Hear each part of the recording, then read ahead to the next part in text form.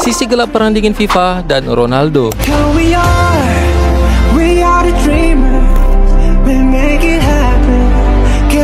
Orang ingat FIFA ni badan induk yang profesional, tapi drama terbaru antara FIFA dan Ronaldo menunjukkan sisi yang sebaliknya. Menjelang Piala Dunia 2026 nanti, FIFA buat hal lagi dengan Cristiano Ronaldo sampai dituduh berat sebelah oleh satu dunia. Ceritanya macam ni. Hari tu FIFA keluarkan poster rasmi World Cup untuk 42 buah negara. Negara lain semua ada gambar bintang utama macam Messi dan Mbappe. Tapi untuk Portugal, muka Ronaldo yang mana pemain paling ramai follower di dunia ni tak ada. FIFA ganti Ronaldo dengan Bruno Fernandes. Lepas kena kecam teruk dengan fans, FIFA padam dan upload poster baru kononnya untuk betulkan keadaan. Tapi ni plot twist dia. Poster baru tu lagi menyakitkan hati. Diorang letak balik muka Ronaldo, tapi kat sebelah dia diorang letak gambar pemain Morocco En-Nesyri yang tengah buat header. Kenapa benda macam ni pun boleh jadi panas? Sebab itu adalah momen tepat Ronaldo kalah dan menangis masa Piala Dunia 2022 dulu. Selain tu, Messi pula diletakkan gambar besar tengah pegang piala. Ramai cakap ni bukan poster minta maaf, tapi cara halus FIFA nak troll atau perli Ronaldo guna desain grafik. So benda macam ni lah yang membuatkan FIFA ni nampak sangat macam ada anak emas dan anak tiri. Kalau korang rasa benda ni memang disengajakan untuk jatuhkan mental Ronaldo atau cuma kebetulan design semata-mata?